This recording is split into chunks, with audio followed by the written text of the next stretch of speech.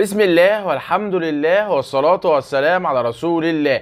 أهلا بكم أصدقائي المتابعين في حلقة جديدة. اللي لسه بيشوفني لأول مرة يضغط اشتراك ويفعل زر الجرس عشان يوصله كل حلقاتنا على اليوتيوب. طبعا يا جماعة الحلقة بتاعت النهاردة برعاية المنتج CBL 200، المنتج القائم على الطيور للحفاظ على رطوبة الفرشة بتاعتنا. طبعا يا جماعة وانتظروا مني إن شاء الله أحلى المفاجآت، وهي خلطات زيوت الأعشاب لمحمد سمعة. خلطات زيوت الأعشاب لمحمد سمعة إن شاء الله يا جماعة نعمل الزيوت بتاعت الاعشاب دي هناخدها نعملها خلطات، ونبدا ان شاء الله نسوقها من قناتنا، وباذن الله تبقى لكل الناس. هنوفر طبعا المعلومات ازاي تطلبها وازاي تعمل كل كلام، نخصص رقم تليفون بس لما نبدا نعمل الموضوع ان شاء الله هنبدا نعمل عنه اعلان ونبدا نسوق له بشكل كويس. يبقى انت بس بدل ما انت بتغلي العشب بتاعك وتبدا عشان تجيب منه مثلا الزيت بتاعه، لا، كل اللي عليك انك انت تعمل ايه، هتاخد مني خلطه الزيت تبدا تستخدمها على العلف عندك او في الماء زي ما انت حابب. تمام، ان شاء الله باذن الله نبدا في الموضوع ونبدا نقول لكم عليه.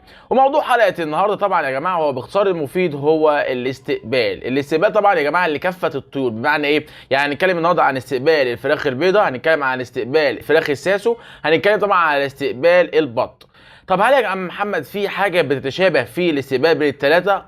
طبعا، لان كل الاستقبالات واحده. خلينا كده واحده واحده ونتكلم عن الاستقبال ازاي. مبدئيا يا جماعه خلينا متفقين ان نوع العلف بيختلف من نوع لنوع. يعني ايه؟ ومن شركه لشركه. يعني ايه؟ يعني مثلا انت رحت جبت مثلا كتكوت من عندي مثلا فلان ده غير علان. يعني مثلا فلان ده عنده كتكوت نفس هو قب، بس الجينات اللي عنده وراثيه، والكتكوت نفسه او قطيع الامهات اللي عنده يعني مش كويس. انما لو جبت مثلا من عندي علان، فعلان ده هو طبعا عنده نفس القب بتاعه لكن مش عنده نفس القطيع. وبصوا يا جماعه خلينا متفقين ان الكتكوت من 38 جرام ل 42 جرام فهو ده بنسميه كتكوت محترم، بتكون الام بتاعته لسه صغيره في السن.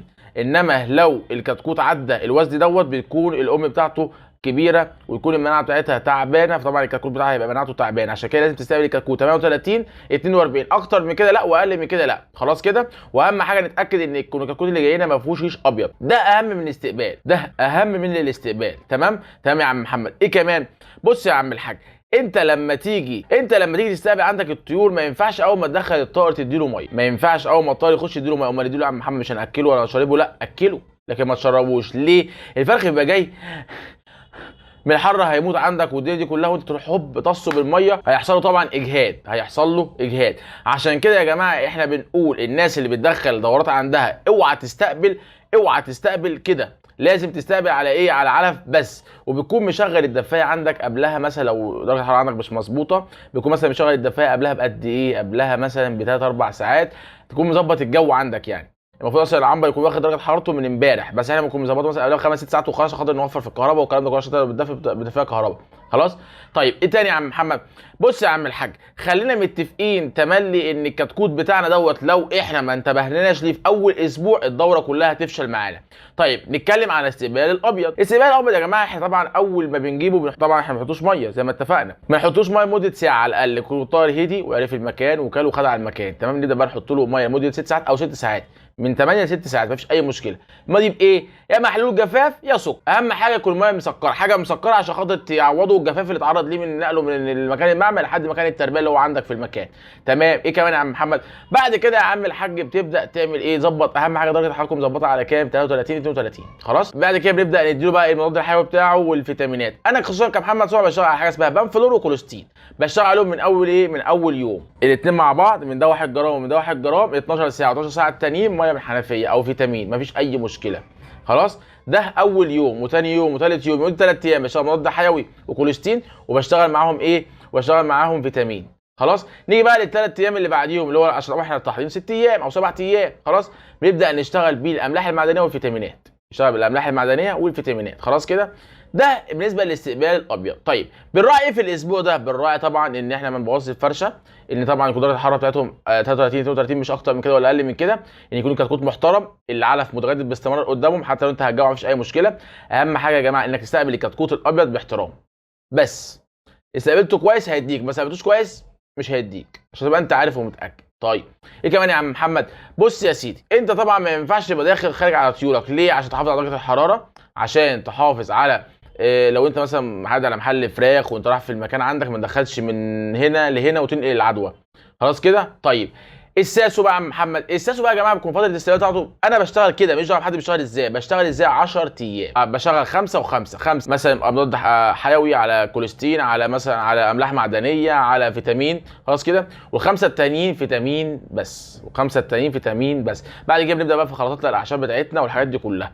ده بالنسبه للساسو. يبقى دوره استقبال الساسو بتكون قد ايه؟ 10 ايام. دوره استقبال الساسو بتكون انا 10 ايام، انا بشتغلها كده مش دعوه بيشتغلوها هم ازاي. خلاص بنتعامل زي ما بنتعامل مع الابيض بالظبط، بنتعامل زي ما بنتعامل مع الابيض بالظبط. يبقى كده مفيش اي مشاكل بالنسبه للساسو. خلاص درجه الحراره بتكون 33 اول بردك 10 ايام، بعد كده نبدا ننزلها نص درجه او درجه كل مثلا 10 ايام ولا حاجه، لان الساسو احنا عارفين الدوره بتاعته بتكون قد ايه؟ الدوره بتاعته الساسو بتكون من 60 ل 55 يوم، اما الابيض بيكون من 30 ل 35. لو اخرت معانا 38 يوم، اكتر من كده ان شاء الله مش هتاخر معاك باذن الله. نيجي بقى للبط. البط بقى ده يا جماعه انا بسميه عامل زي الشعب المصري. الشعب المصري ده ما شاء الله الله اكبر عليه مناعته عاليه جدا. فالبط يا جماعه احنا اول ما بنجيبه بنديله مثلا شويه ايه يعني مضاد حيوي وكده على شويه فيتامينات اول اسبوعين وخلاص، والدنيا معانا تبقى اتراضت. ده بالنسبه للبط، خد بالك مش بالنسبه لكل الطائر.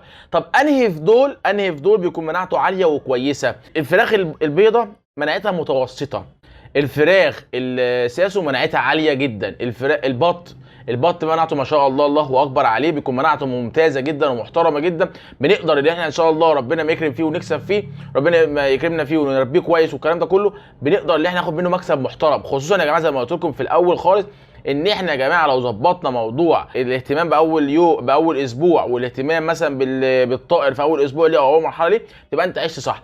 عامله ازاي؟ زي الطفل الصغير، انت لو ادوش مثلا تطعيمات شلل الاطفال في مواعيدها، او انت مثلا اهتميت مثلا بتربيته في الاول وعلمته ان ده غلط وده صح، بتعمل ايه؟